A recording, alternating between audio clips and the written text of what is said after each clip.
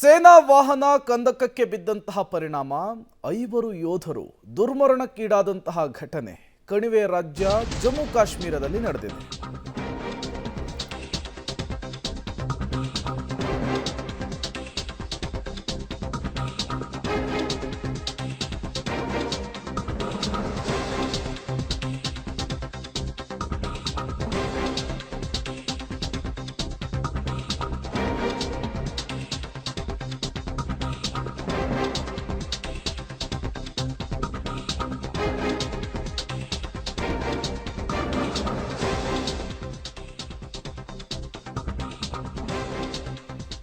ಜಮ್ಮು ಕಾಶ್ಮೀರದ ಪೂಂಚ್ನಲ್ಲಿ ನಡೆದಂತಹ ದುರಂತ ಇದು. ಸೇನಾ ವಾಹನ ಕಂದಕಕ್ಕೆ ಬಿದ್ದಂತಹ ಪರಿಣಾಮ ಕರ್ನಾಟಕದ 3 ಯೋಧರು ಸೇರಿ 5 ದುರ್ಮರಣಕ್ಕೀಡಾಗಿದ್ದಾರೆ.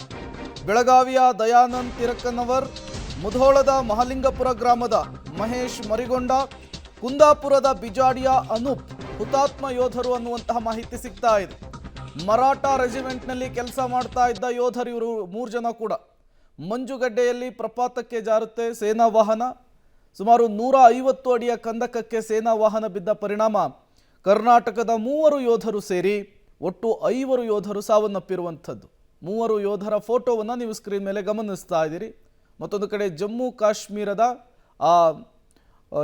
ಕಂದಕ ಏನಿತ್ತು ಅಲ್ಲಿ ಆ ಸೇನಾ ವಾಹನ ಪಲ್ಟಿಯಾಗಿರುವಂತಹ ಫೋಟೋವನ್ನು ಗಮನಿಸ್ತಾ ಇದ್ದೀರಿ.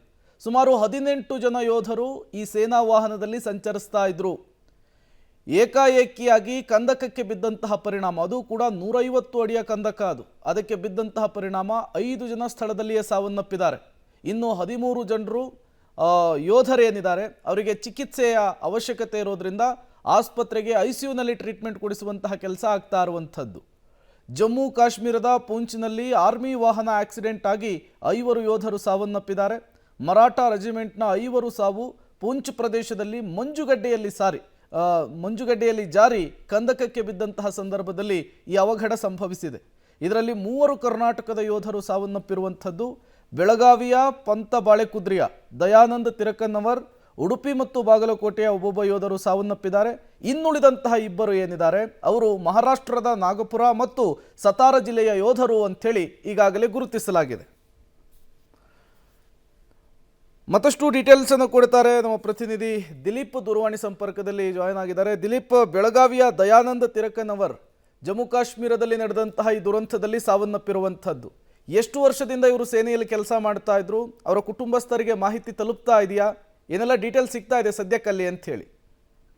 ಹೌದು ಪ್ರೇಮ್, ಎಲ್ಲ ಕುಟುಂಬಸ್ಥರಿಗೆ ಮಾಹಿತಿಯನ್ನ ರವಾನೆ ಮಾಡಿದ್ದಾರೆ. ಈ ತರ ಆಗಿದೆ ಅಂತೇಳಿ ಬೆಳಗಾವಿಯ MLRC Maratha life and insurance ಏನಿದೆ ಅವರು ಹಿರಿಯ ಅಧಿಕಾರಿಗಳು ಈಗಾಗಲೇ ಇವರ ಸಾವು ವಿಚಾರದೆ ಉಡುಪಿ ಜಿಲ್ಲೆ ಇರ್ಬೋದು, ಬೆಳಗಾವಿ ಜಿಲ್ಲೆ ಎಲ್ಲ ಜಿಲ್ಲೆಯನ್ನು 5 ಜನ ಮೃತರ ಕುಟುಂಬಗಳಿಗೆ ಮಾಹಿತಿಯನ್ನ ಮಾಡಿದ್ದಾರೆ. ಮತ್ತು ಆರ್ಮಿ ವಾಹನದಲ್ಲಿ ಅಪಘಾತ ಆದಂತ ಅವ್ರನ್ನ ಕರ್ಕೊಂಡು ಬರ್ತಾ ಇದ್ವಿ, ಈ ತರ ಆಗಿದೆ ಹಾಗೆ ಅಂತೇಳಿ ಎಲ್ಲವನ್ನು ಡೀಟೇಲ್ ಆಗಿ ಮಾಹಿತಿಯನ್ನು ನೀಡುವಂಥದ್ದು. ಬೆಳಗಾವಿ ಏನು ದಯಾನಂದ್ ತಿರಕ್ಕನವರು ಇದ್ರೆ ಬೆಳಗಾವಿ ಪಂತ ಬಾಳೆಕುಂದ್ರಿ ಅಂದ್ರೆ ಬೆಳಗಾವಿ ನಗರದ ಸುಮಾರು ಒಂದು 7-8 ಕಿಲೋಮೀಟರ್ ದೂರದಲ್ಲಿ ಇರ್ತಕ್ಕಂಥ ಏನು ಪಂತ ಬಾಳೆಕುಂದ್ರಿ ಗ್ರಾಮದ ಯೋಧನ ಅವ್ರಿಗೂ ಕೂಡ ಎಲ್ಲ ಮಾಹಿತಿಯನ್ನು ಕೂಡ ಕೊಡಲಾಗಿದೆ.